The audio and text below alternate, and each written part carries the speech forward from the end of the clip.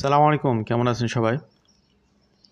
New Brunswick গভর্নমেন্টের provincial গভর্নমেন্টের একটি নতুন রুলস নিয়ে আজকে কথা বলবো।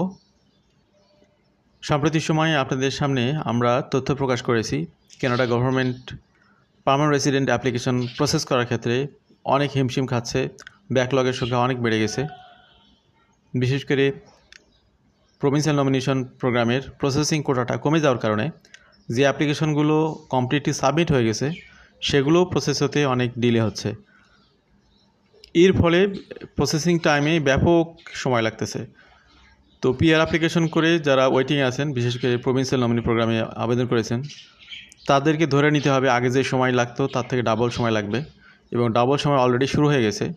আমি বিষয়টি আরও যদি খোলাসা করি, 24 সালে কোটা ছিল 1,10,000 পিআর হিসেবে এন্ট্রি করার, এই বছরের কোটা 55,000।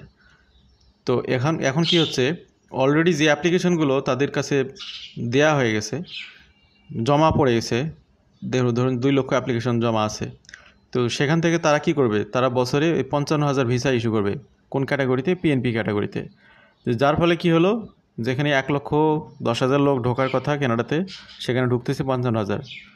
তো অলরেডি সাকসেসফুল অ্যাপ্লিকেশন ডান, তো সেই ব্যক্তিদেরকে ওয়েটিংয়ে রাখতেছে কানাডা গভর্নমেন্ট তাদের অ্যানুয়াল কোটাটাকে ডিস্ট্রিবিউট করে দেওয়ার স্বার্থে, তাদের অ্যানুয়াল কোটাটাকে এখানে ডিলে করার জন্যে, যেহেতু কোটা 50% কমে গেছে।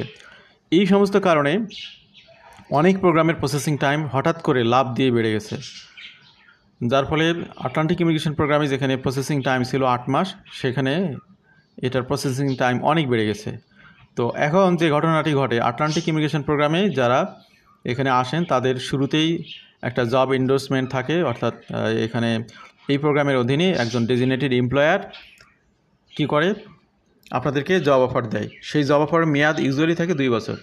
তো 2 বছরের মধ্যে যেহেতু ভিসা প্রসেস হচ্ছে না, আরও বেশি সময় লাগতেছে, তখন কি হচ্ছে, তখন তাদের ভিসাটা ক্যান্সেল হয়ে যাওয়ার একটা সম্ভাবনা তৈরি হয়েছে। এই জায়গাতে নিউ ব্রান্সউইক প্রভিন্স একটু নতুন উদ্যোগ গ্রহণ করেছে। তারা এখানে এক্সপায়ার্ড ভিসা হোল্ডারদের জব ক্যাটাগরিগুলোকে আরও এক্সটেন্ড করে দিচ্ছে।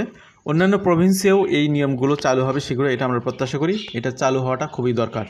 তো এতক্ষণ যে বিষয়টি নিয়ে সামারি করলাম তা একটু বিস্তারিত আপনাদের সামনে বলি। Immigration new Brunswick will provide work permit support for Atlantic immigration program endorses who are at risk of losing work authorization due to longer processing times.